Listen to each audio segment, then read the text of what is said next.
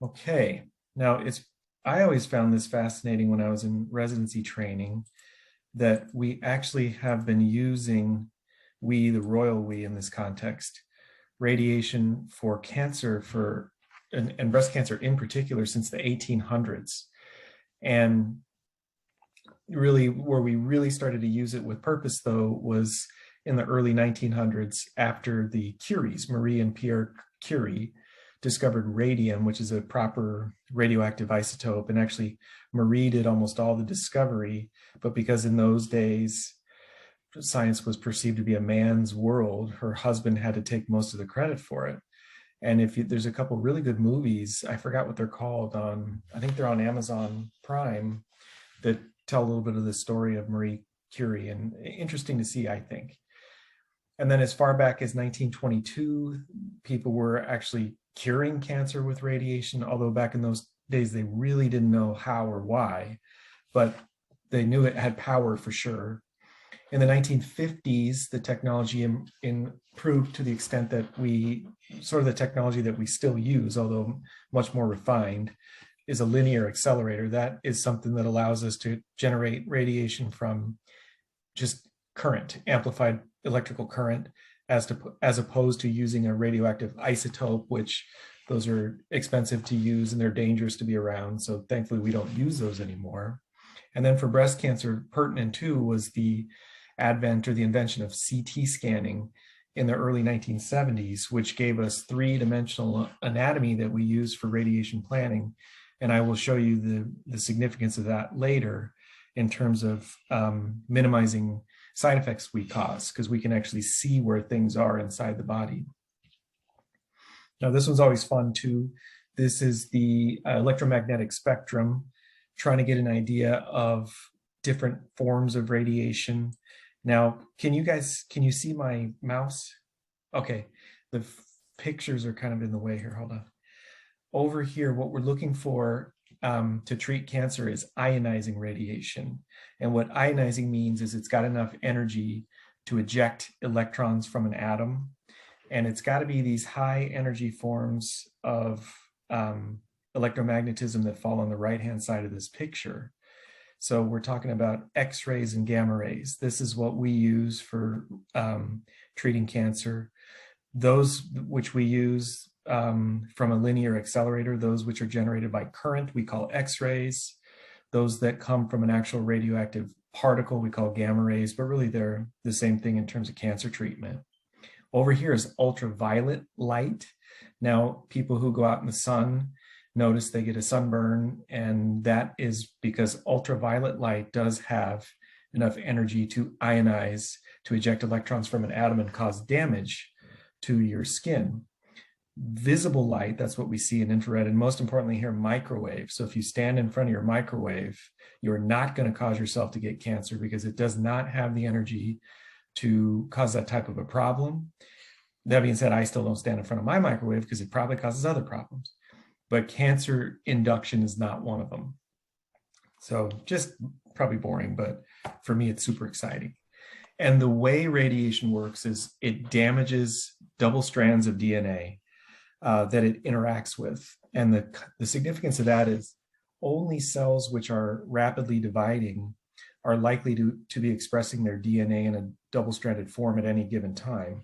That's why you can aim radiation at the entire breast, let's say, and while it can cause some minor injury to the non-cancer part of the breast, it will cause most of its injury to the cancer part of the breast because that's where the double strands of DNA are.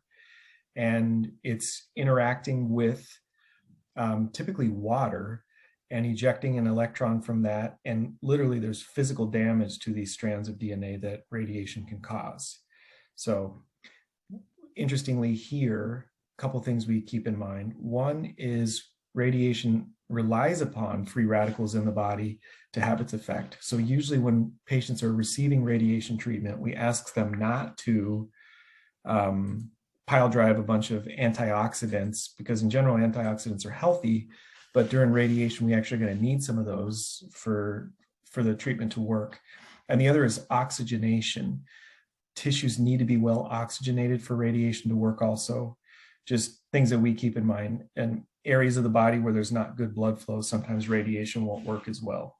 Now here's a picture of our fancy linear accelerator that plugs into the wall, and through these very complicated mechanism through here, just the current from the wall is amplified into very strong current. And then right about here, the current is electrons and they have a negative charge, and you aim them at a magnet and the magnet sort of bends them down this way.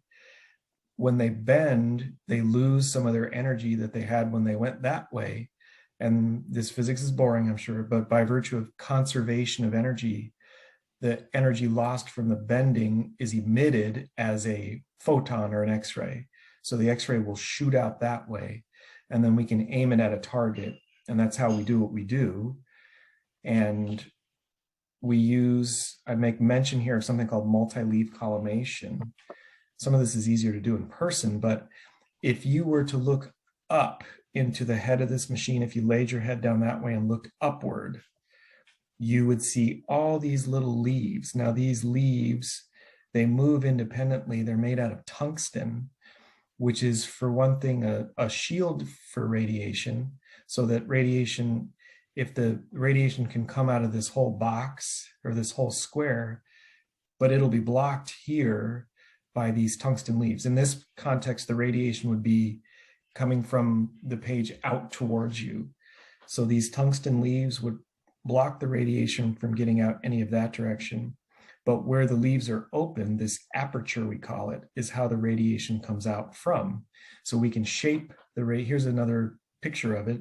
The radiation's coming out that way, and it'll project onto the patient's skin in the shape that we create with these tungsten multi-leaf collimator.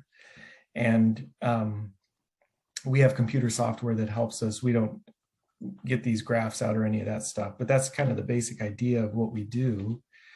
And then this allows us to have some other complicated techniques that I'll touch upon, this electronic compensation here in a few minutes, but these are just ways that we further refine how the radiation's given to make it most appropriate for each individual patient. We don't use any blanket radiation plans across the board. Every patient we treat has an individual plan.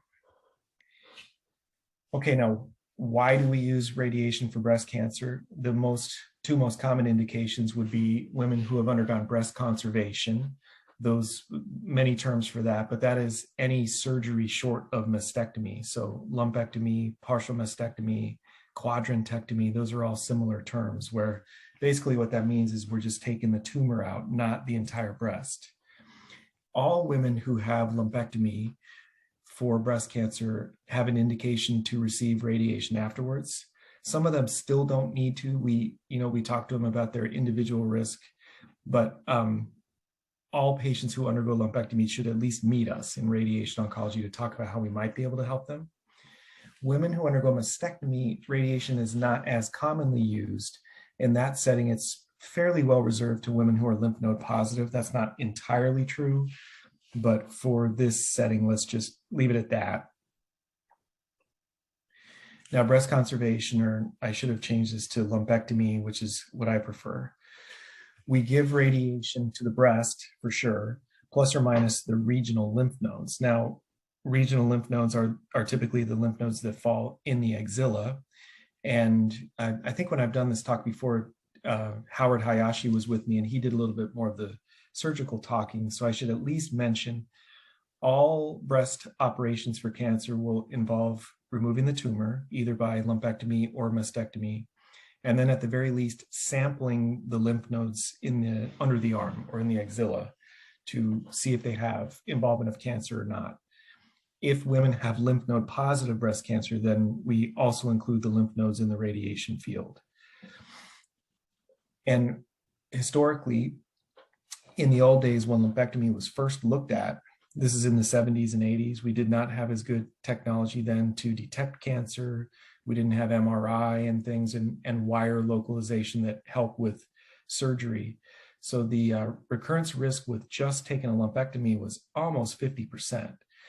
40 is maybe a better number to look at. So almost 50% of women who'd have a lumpectomy would have the cancer come back in the breast if nothing else was done.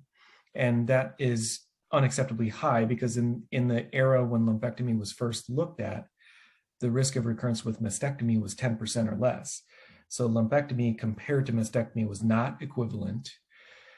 But some really smart people decided, well, why don't we give radiation afterwards? Because in theory, the problem was most likely microscopic cancer cells being left behind at the time of lumpectomy.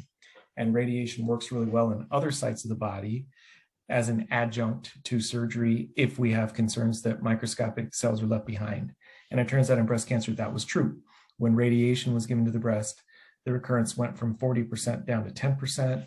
I'm not making these numbers up. I assure you, these are all very big clinical trials that were run. And actually, if you move it into the modern era, the local recurrence with radiation plus, with lumpectomy plus radiation is 5% or less. And really, it's probably closer to 3 or even 2, and maybe even 1% in appropriately selected women. So, and it's fairly well true of mastectomy too, that their numbers have gotten better. But we kind of think of those two as surrogate options for women, either lumpectomy plus radiation or mastectomy. And some complicated data analysis here shows that although you have to treat a lot of patients to find it, but with lumpectomy and radiation as opposed to lumpectomy by itself, there is not just improvement in recurrence rate, there's also an improvement in cure rate. So the fewer local recurrences, local recurrence means the cancer comes back in the breast, the same breast. The fewer local recurrences that happen, the fewer women eventually die of breast cancer. So, and these are sort of data that show that the important thing here, this is with very long follow-up, the risk of dying of cancer at 15 years, these are for lymph node negative patients up here. If you just took a lumpectomy, and this is thousands of women combined from multiple trials, the risk of death from breast cancer was 20% or 20.5%. Lumpectomy plus radiation was only 17%, so small benefit, but proven. Lymph node positive patients, the benefit is even larger. You'll see two things. Firstly, women who have lymph node positive breast cancer in general have a much higher risk of death from breast cancer. Now we're talking more than 50% at 15 years. And again, a lot of this data is old. Women do a lot better than this now. But it was almost a 10% benefit in cure rate when radiation is added. So there's no question that women who undergo lumpectomy, whether they're lymph node negative or lymph node positive, benefit from radiation afterwards, after their surgery. Mastectomy in this context, we're treating women who are lymph node positive. And in this case, we're giving radiation to not just the chest wall, that's what we call the post-mastectomy breast, but also treat the areas of lymph nodes, which tends to be the axilla or under the arm, and then the internal mammary lymph nodes, which kind of run down the center of the chest as a second pathway by which breast cancer can spread. And in this case, it's much easier to prove that radiation, here you see lymph node negative women, radiation or no radiation really does not make a difference in their risk of death from breast cancer. So radiation is not adding much there. But in women who have lymph node positive breast cancer who undergo mastectomy, radiation is actually adding a similar benefit to what it did in the lumpectomy group. Now I'm going to pause here. Am I boring everybody to tears, or is this too technical, or anybody? Everybody? Are we okay? You're doing great. Okay, thank you. Good, thank you. It's Okay. good. This stuff is complicated but I hope it's helpful at least just to show that we have some foundation for what we're talking about. Okay, now techniques. When we give radiation for breast cancer, here's our fancy linear accelerator again. And this is the couch. This is the table that patients lay on when they get treatment. And what we do is we put women on their back and we put their arms up over their head. And the way radiation is planned is we will then take a CT scan of the chest, which will allow us to identify the breast and we plug that into our software, and I'll show you. We actually use kind of a painting software. So this would be a single slice of a woman's breast on a CT scan. So you can see the anatomy in 3 dimensions. you can see what's black is air. So this is air around the body. This is air inside the lungs. These are the lungs. This is air inside the esophagus. This is the heart. These are the breasts here. The white is bones. And then these different shades of black and gray, or dark gray and light gray, are muscle, soft tissue, fat, those sort of things. So we take this, and then with the painting software, if you can see these things I've colored in, we identify the breast. That's what with the term we use is contouring. We contour that in on each individual slice of the scan. We identify the heart and we identify the left lung.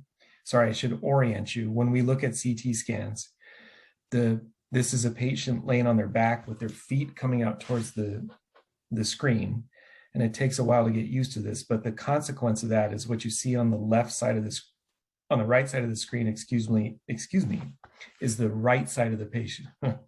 What you see on the right side of the screen is the left side of the patient's body. You're looking from the feet up.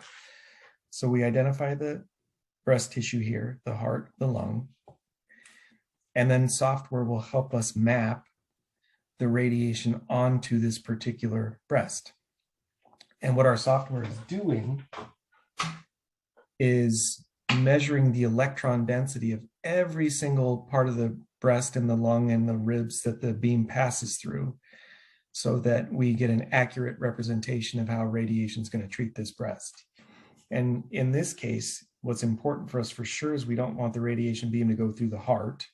And in this case, we're looking at these little colored lines here represent degree of radiation dose. So the red one here is 100% of the radiation dose. We want 100% of the radiation to cover the breast. And you have to spend a lot of time looking at these, but in this picture that we did a good job of that. And this yellow line out here is 50%. So the radiation's starting to fall off so that we don't get it through the heart at all. But by virtue of physics, you can see there is a very small part of the lung here that does fall within not the complete radiation dose, but a little bit lower radiation dose. There's no way to totally avoid that, but we use techniques to try to keep that to a minimum. And then this is real complicated, but we have metrics we use to make sure that our radiation plan is acceptable. What we're shooting for is to try to give our complete prescription or the amount of radiation we want to give to the breast. We want that to be homogeneous. We want it to be fairly uniform. You don't want really high doses of radiation to either side of the breast with not so much dose to the middle. That ends up being mainly a cosmetic thing long-term, and I'll show you some pictures of that. But we shoot for homogeneous dose. We don't want any portion of the breast to get more than 107% of the prescription dose, also with the mind towards the cosmetic outcome. And then we want minimal dose to the heart and the lung. Ideally, the heart gets 0 radiation dose, but sometimes there is a very small amount of the heart that you just can't entirely get out of the way of the radiation beam. When we follow these guidelines that have been well established, it's almost unheard of that a patient would have a heart problem after radiation. And the same with the lung. The lung, like I showed you, it's impossible to entirely avoid it. We just try to keep the dose to the lung as low as we can. And much like the heart, almost never do women have, or men, have problems from the lung or the heart from breast radiation. But I mentioned homogeneity of dose. You want to give an equal dose to the whole breast. And these are representations of what can happen if you do that versus if you don't. And these are old pictures, but this is a woman here who's had treatment to her, right breast, and 5 years later has a good cosmetic outcome. There's really not much of a change that can be seen. That's most of the patients we treat end up with an outcome like that. Their right breast probably their treated breast rather ends up being a little bit smaller, but in this case, pretty subtle change, as opposed to this patient on the right-hand side here who had treatment to her left breast. And you can see that this is within only 2.5 years of treatment. Her left breast is retracted and is about half the size of the right breast. And most of that actually comes from prior techniques that just would not allow us to give an equal amount of radiation to the whole breast. Some of it, just by virtue of physics, sometimes you have to give a lot more radiation dose to here and to here, not quite so much in the middle. And that's when you can end up with this uneven outcome. And the radiation tends to interact best with flat surfaces. So breast is a sloping surface, and radiation tends to work best with a uniform thickness of tissue, and the breast just does not afford us that. So entirely or impossible to entirely avoid. But we have new technology now that lets us, if you're looking along the path of the radiation beam.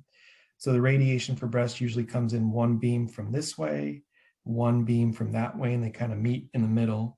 So imagine you're looking along this axis, you're looking we call that the beam's eye. And the radiation, our software now will allow us to break this up into just millions of these little itty bitty squares.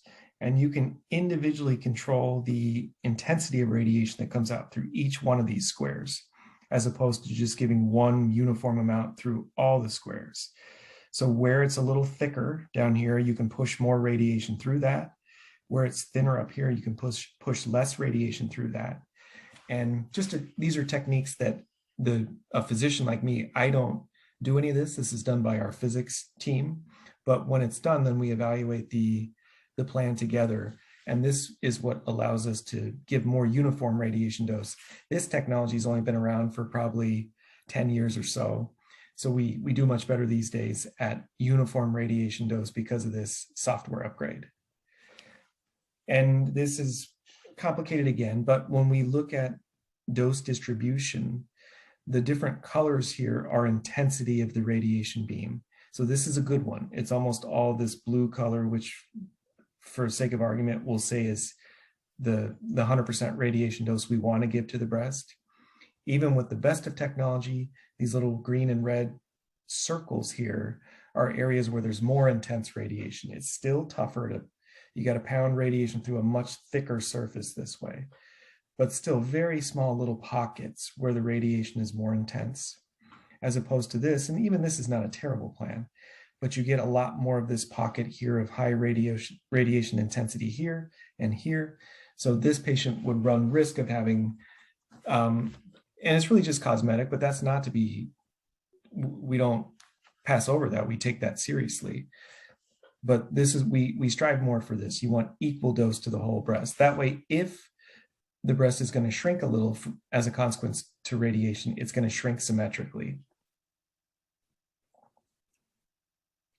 Okay, now things that patients worry about, and we worry about too, excuse me,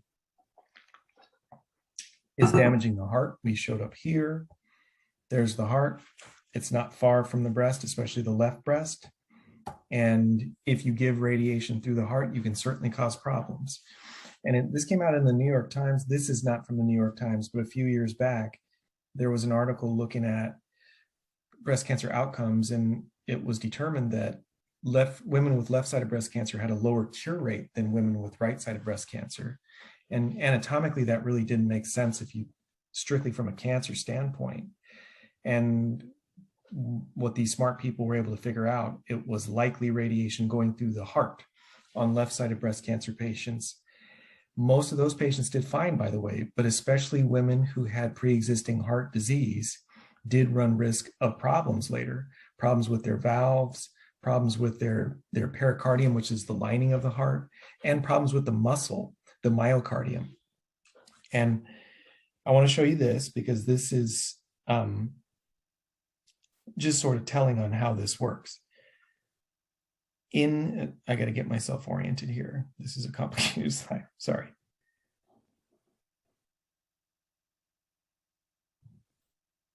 These are, you can see that the death from heart disease, bear with me here for a second. This is women who received no radiation for left-sided breast cancer. And this right here is showing, were they more likely to die if it was left-sided breast versus right-sided breast? Here, with women who got no radiation therapy, there's no change. They did not die more likely if they were left breast versus right breast. But here, when the box is starting to move over to the right-hand side, that's a higher risk of death with left-sided breast cancer. And then this is years from treatment. So within 5 years, there's not much of a change, but the longer out you go, the more likely those heart issues were to develop. So by 15 years after they've had radiation, they're very clearly higher risk of dying of left-sided breast cancer than right-sided breast cancer. And it turns out it was definitely radiation causing that problem. And sometimes it's anatomically, it's almost impossible for us. And, nobody can control the fact that they may have anatomy like this. This is something called pectus excavatum, where your sternum, your chest muscle, your chest wall is just indented. And in that setting, the heart just sits right up against the breast. And if you're trying to bring in a radiation beam like this to treat the breast, you're going to go right through the heart, not just the heart, the most critical component of the heart, which is the left ventricle here, some of the big heart arteries here and here. So that's a no-no to treat through the breast. And really, it's been determined too that here we're showing how much radiation dose the heart gets. So going this way means it's getting a higher dose. And we're showing this here is the risk of having a heart issue as a consequence of that radiation dose. So very clearly, the more radiation dose you give to the heart, the more risk there is of a patient having a heart issue. So we have techniques now to limit how much radiation goes to the heart. And this has made a huge difference for our practice for sure. The one that we use most commonly is called deep inspiration breath hold. There's other terms for it. But basically what that's doing is we have patients take a deep breath and they hold it. And what that will do is it'll move the breast up and away from the heart so that we can bring in a radiation beam with the typical angles we need to use, and we will not go through the heart. And this is not a great slide, to be honest with you, but these different colors are different contours of the heart in different portions of the breathing cycle. So the yellow heart is the one we like. This is when the patient is holding her breath. And this is giving us a little window to bring the radiation in with 0 dose to the heart. This kind of teal and the purple color would be different phases when the patient is just free breathing. So if the patient's not taking a deep breath and holding it, the heart's going to fall right up in here. And again, there's just no way to bring in the beam there without going through the heart. With deep inspiration breath hold, what we ask our patients to do is hold their breath. It's usually about 20 seconds. And I always tell them it's not like you're swimming down to the bottom of the ocean. It's not, it's just a comfortably deep breath. And we have visual feedback that kind of helps patients know they're doing the right thing.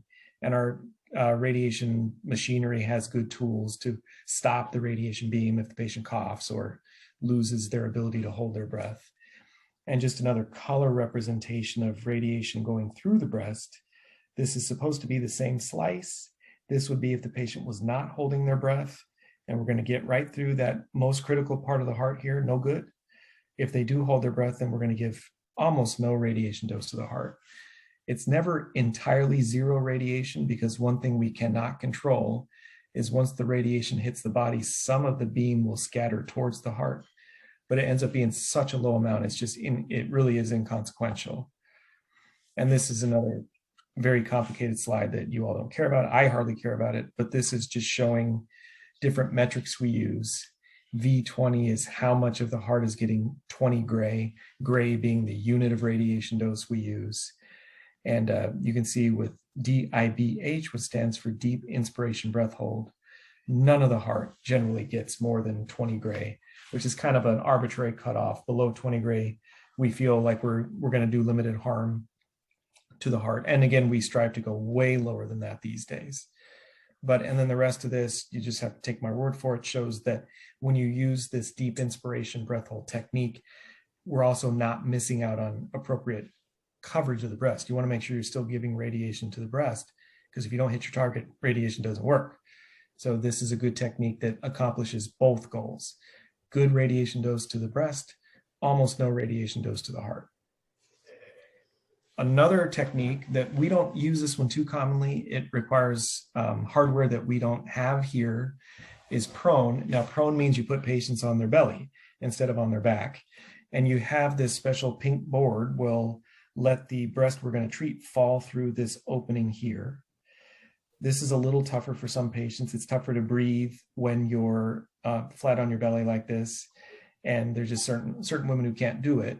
But if you select properly, this is another good technique. And what this is utilizing is gravity. So when the woman or patient's laying on her belly and the breast is falling through that aperture, the breast will fall away from the body so that you can come in with although the patient's upside down here from what we showed before, but similar beam angle to make sure we appropriately treat the breast. And in this case, the heart is out of the way because gravity has pulled the breast out of the way. And this is supposed to be the same patient if we're trying to treat them prone, or rather supine on their back. So here, cutting it pretty close there, that little window of gap between where the radiation is going and where the heart is. So prone would be a good option for this patient. Much more commonly do we use DIBH, which is deep inspiration breath hold. They're both good strategies. Used to be more costly and time consuming, but our technologies sort of obviated that. Prone is more expensive still, but DIBH we pretty much do for all women. And especially prone is largely used for early stage node negative patients. That's not entirely true. You can treat lymph nodes in patients in a prone position. It's a little bit tougher, but someday, we're always expanding here is supposed to mean we're expanding eligibility for patients to use these techniques, but it is not required for all patients. Women who have right-sided breast cancer, there's oftentimes not much gain by complicating the process. So still, although we may someday use these techniques for right-sided breast cancer, right now it's mainly left-sided breast cancer. And then this is going to show, this is an important slide too, and it's complicated again, but now we're looking at era where women were diagnosed and treated for cancer. So this is in the 70s and early 80s, much like we saw before. Women who had left-sided breast cancer are dying more commonly than women who had right-sided breast cancer if they got radiation. If they did not get radiation, no difference. Women who were treated from the early 80s to early 90s, there's still a bit of a trend there, but not quite as dramatic. Fewer women are dying of left-sided breast cancer if they've had radiation. And now we go into the 1990s and beyond. And really what changed here is this is when we started using CT scans to plan radiation, where you can actually map the heart and you know where the heart is and you can try to shape the radiation beam away from it. Since the really mid-1990s, we do not see increased cardiac problems from left-sided breast cancer. So that's good news. One other way that this can be done is something called respiratory gating. This is where you can actually use this very complicated infrared camera that's tracking the patient's breathing, and you can plug the radiation machine to only turn the beam on when the patient is in their deep inspiration. So they're not needing to hold their breath here, they're free breathing, but the beam will only come on when they're in that deep hold position. I personally don't like this one too much because I think we do better with the deep inspiration breath hold, but there are some places that would still do it this way. Other stuff that's less commonly used and not used really at all in this area is accelerated partial breast irradiation, at least not in this style. This is one, rather than treating the whole breast, which has always been the standard, you're just going to treat where the lump came out. And in this setting, we have our surgeons would actually put in this little balloon catheter into the cavity where the tumor was taken out. And what you can do is if you see these little orange tubes here, you can actually run a radioactive source in through these one at a time. And it's almost like baking. Based on how long you leave those in there for, you're sort of baking with radiation, this area right around where the lump was taken out from.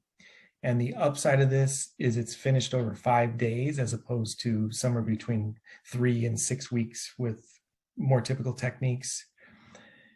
You have to come twice a day though during that time.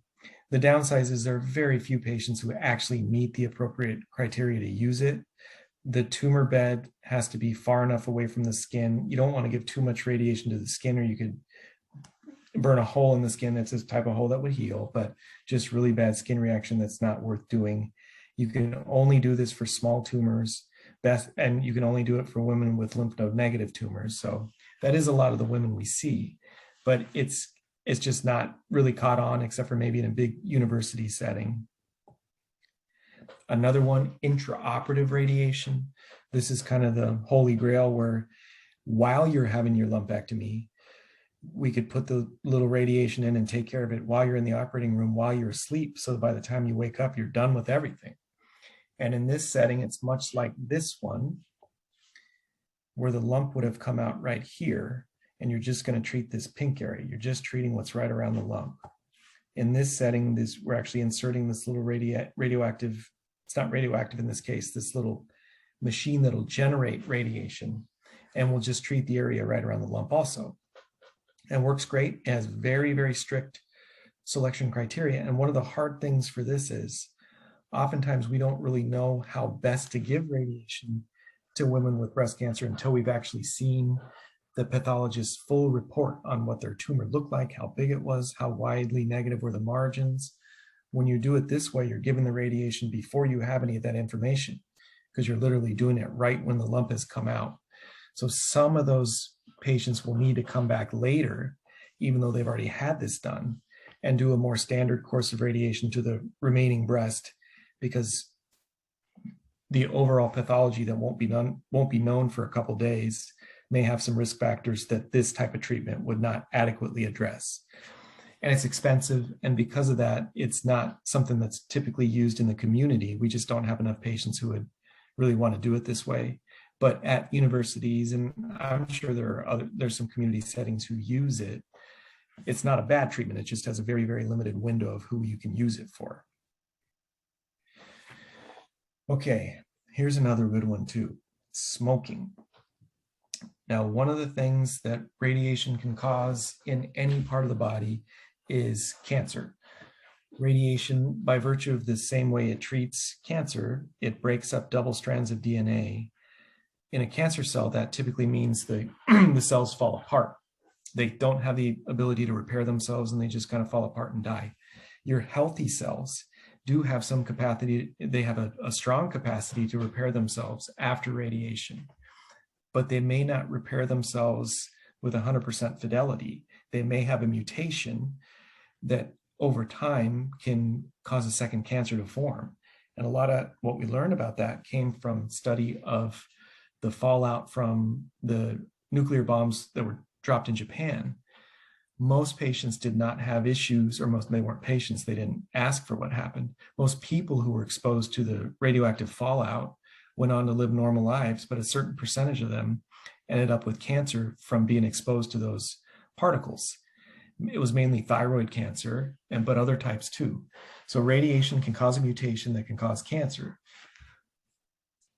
Women who smoke actually have proven, especially if they smoke during radiation. Now, these are older data, it may not be quite so much true anymore, that there is a risk of radiation actually causing lung cancer later in life. From the risk is higher if a woman smokes during radiation than if they don't. Smoking being another risk for developing lung cancer. So here you can see, with many years of follow-up, women who are non-smokers have a less than 1% chance of getting lung cancer if they receive radiation, which is this little dotted blue line. They also have a less than 1% chance if they don't receive radiation. Women who do smoke and then also get a significant, it's not even really that significant of a dose. Most of our breast cancer patients will get at least this much radiation to their lung. If they smoke, in theory, they have a higher risk of getting lung cancer later. So we always, and it's mainly a scare tactic for patients. I don't like to preach to people too much, but smoking does not have too many happy endings, and for sure not happy endings when you already have cancer. Breast cancer that largely we cure far more often than not, and you don't want to smoke and then end up with a cancer that's tougher to take care of. Sorry, this was kind of a whirlwind trip through radiation, but I hope I showed at least a little about why we do what we do and how it is a very important part of breast cancer treatment. As scary as it may seem, it really is good treatment. We have a lot of good techniques that we use these days. We're really looking for two things: homogeneity to the breast. That's largely to preserve cosmetic outcome. Because if a woman chooses lumpectomy, part of the reason, or part of the upshot for that, is breast conservation. You want to keep your breast, and we would like it to look as normal as we can possibly keep it. And then also minimizing radiation dose to the normal structures for many reasons, but a lot of it relates to the risk of cancer that I briefly touched upon before that. Fancy techniques are not always better. We always try to choose what's best for patients. And if it's fancy, sometimes that's more fun for us. But if it's not fancy, then I always ask patients to have faith in us that we would make the right choice for them. We do not harm the heart with modern radiation techniques. Smoking is bad. And I think that's what I closed it on. So I hope I got somewhere near what everybody was expecting. And if not, we can always do it again because I can add some stuff. But how about that? Perfect. Thank you so much. Sure, Shannon. Thank you, Dr. Johnson. And go ahead. You want me to go on mute? Is Fred ready to do his? Or I believe so.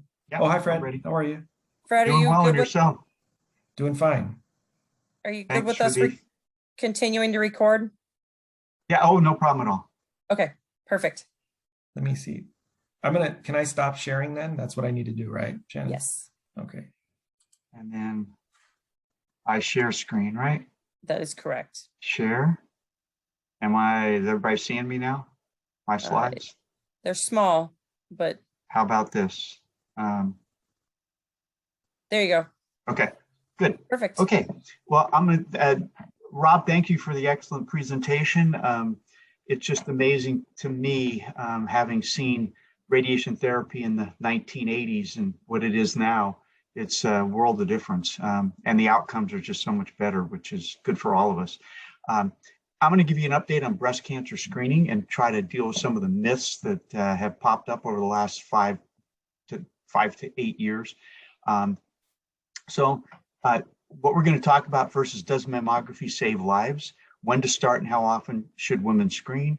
Risk versus benefits of mammography and new screening techniques. So has mammography reduced cancer deaths? Shockingly, the talk I would give a while back was that it would reduce mortality by 30%. We're now at the point where we've seen mortality drop by 42%, which is a tremendous impact on women's lives. I mean, take a look at this curve. What would it be like if we had not implemented mammography? But there's literally hundreds of thousands of lives that would have been lost. So decades of evidence prove that mammography saves lives.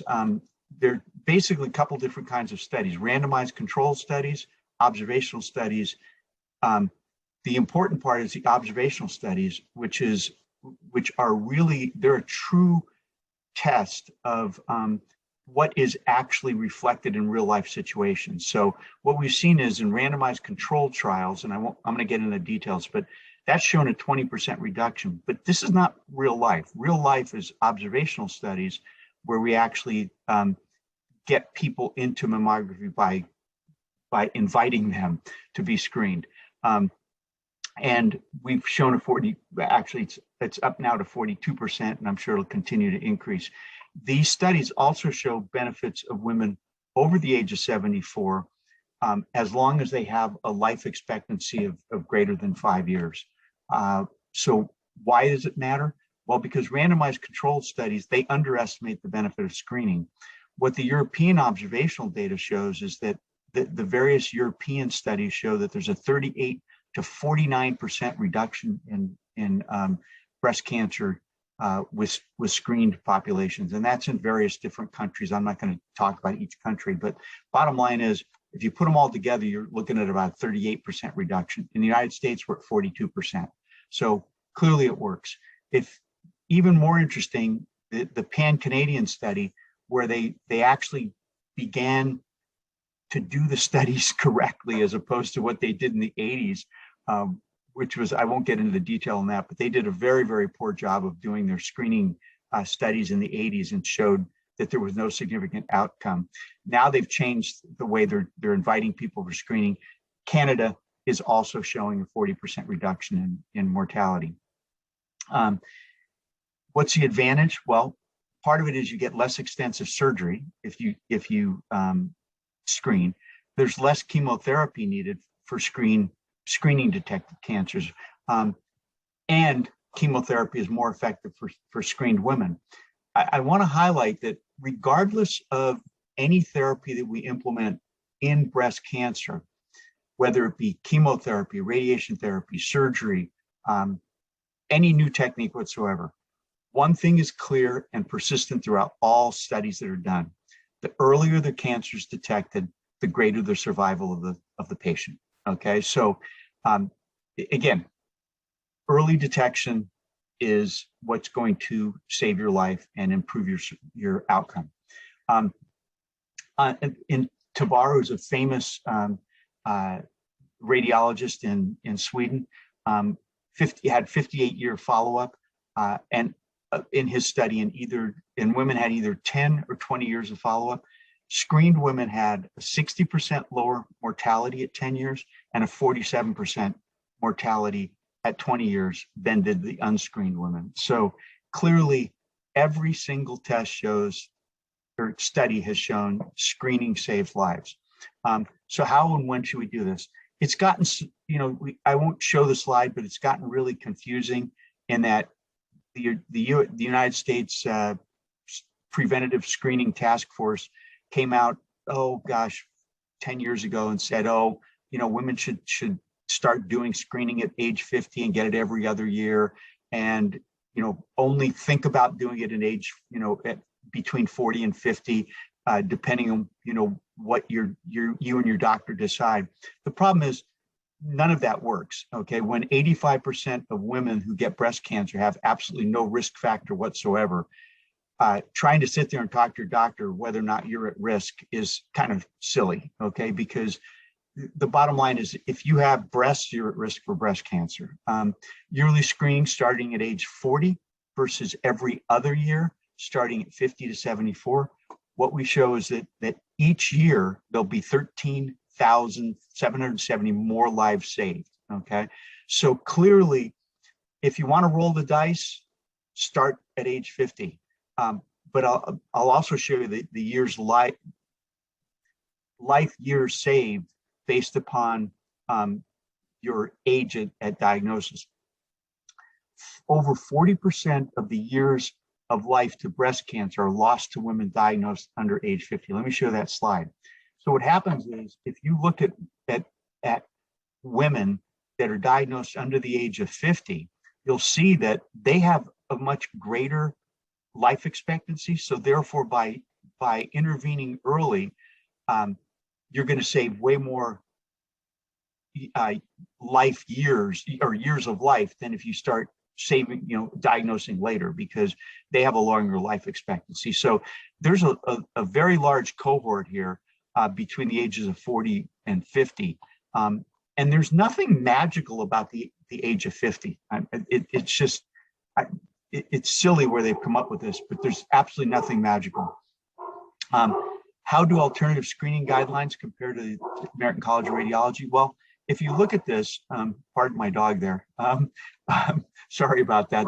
The doorbell rang. Let me shut this door.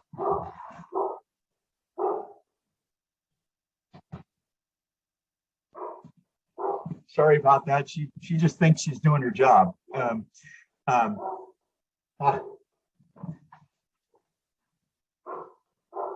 can you get her to shut up? Man.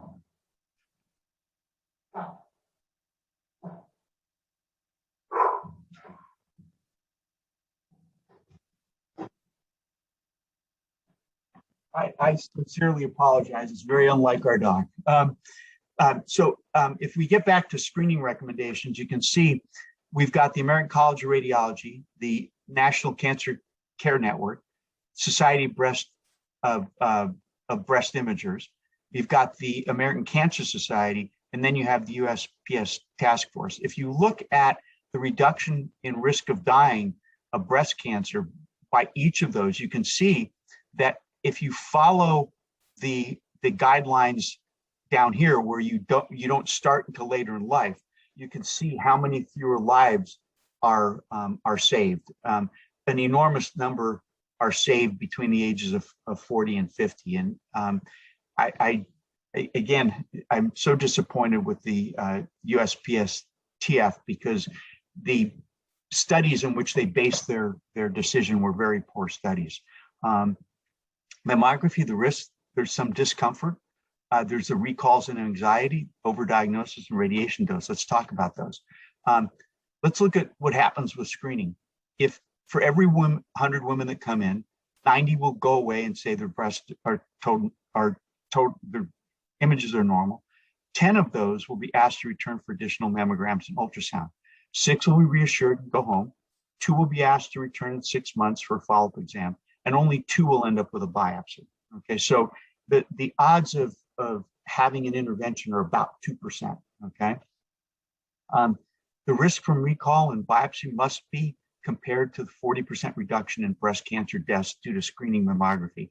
So how big a risk is your recall and your biopsy? Pretty small compared to the 40% reduction in death. Short-term anxiety from screening has been shown study after study to resolve. Women have no long-term anxiety nor any adverse health effects. Overdiagnosis, what is it? Well, it's defined as diagnosing a breast cancer that will not kill a woman in her lifetime. In other words, if you take autopsy studies and look at women that die of something else, between 1 and 10% of them will have a breast cancer that was undiagnosed. Okay, it is rare. We do know that somewhere between 1 and 10% of breast cancers will not kill women. The problem is we don't know which one that is. Okay, so when we diagnose it on a mammogram, we go, well, there's a 1 to 10% chance somewhere in there that the cancer I'm diagnosing is not going to kill you. The problem is we don't know which woman that is. Okay, if someone could put a tag on that cancer and let us know, it would be great. But there's no such thing.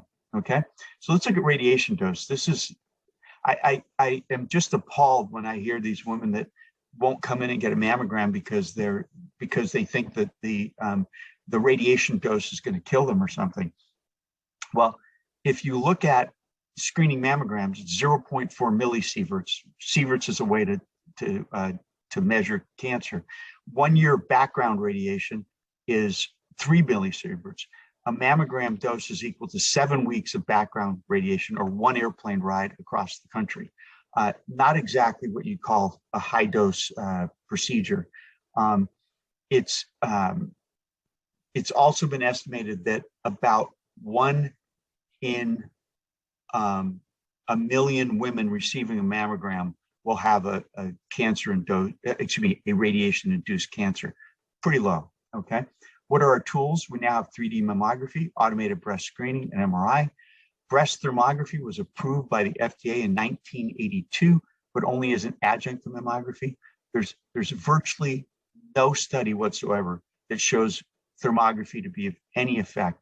You'll see a lot of these charlatans in town that promote this technology, and it's really despicable because it's nothing but stealing money from patients because there's absolutely no science that it is effective in any way. Should I get a 3D mammography versus a 2D? Absolutely. The patient experience is almost identical.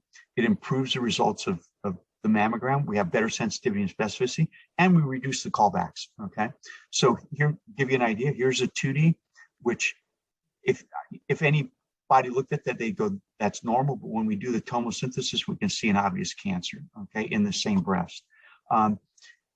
What happens if I get a layer that says I have dense breasts? Well, breast density is related to glandular tissue. Cancers don't develop in fat, they develop in glandular tissue. So the more glandular tissue you have, the higher your risk of cancer. So therefore, if the higher density your breast is, the more glandular tissue you have, and therefore your higher risk. So if you've got greater than 75% breast tissue, glandular tissue in your breast, you've got a 4.7 times increased risk of breast cancer. If you're 50 to 75, you've got 2 times that of a woman with density less than 10. And this is likely to, breast density will be included in future risk models. We now have techniques where we can actually quantify the amount of glandular tissue you have. And I think with time, we'll be triaging patients to the best screening method. Women with dense breasts should probably be screened differently than women who don't have dense breasts, but we don't have the data yet. So what do we do for supplemental screening? We have technology called automated breast ultrasound screening, which scans the entire breast, and we can see it detect cancers under ultrasound. We find about 3 in 1,000 additional cancers, which amounts to about 40 to 50% more cancers than we detect with mammography alone. It does have a higher false positive rate, especially when you first start reading them, and it is superior in women with dense breasts. And you may receive a letter that says you do have dense breasts, and ultrasound may be of help to you. Screening for women at high risk. We have, these are women with high risk, okay? Lifetime risk greater than 20%, utilizing various calculation formulas. People with the BRCA mutation, a first degree relative of a BRCA carrier, but untested. And then you've got these other cancer syndromes. Basically, they're genetic. And then if you've had radiation to your chest before the age of, between the ages of 10 and 30, okay? Here's a breast MR detecting a woman at age 37 with a breast cancer. She's got the BRCA2 mutation. She's at high risk, so she's undergoing routine MR screening. Higher risk women need supplemental screening. If you're a known genetic risk, you probably should start screening with breast MR at 25, digital mammography starting at age 30.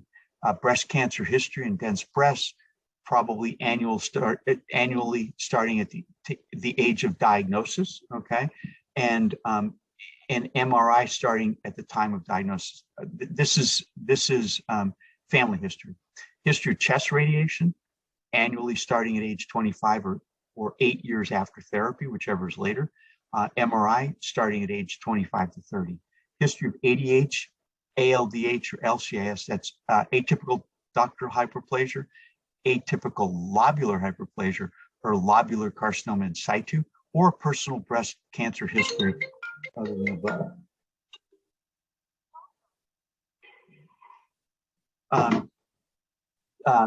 And these people should consider annual screening at the time of diagnosis.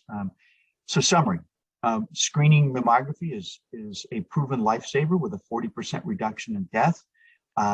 Most lives saved are with annual screening, not every other year, not waiting until you're age 50, but annual screening at age 40. Modern treatments are the most effective in saving lives when cancers are caught early on screening mammograms.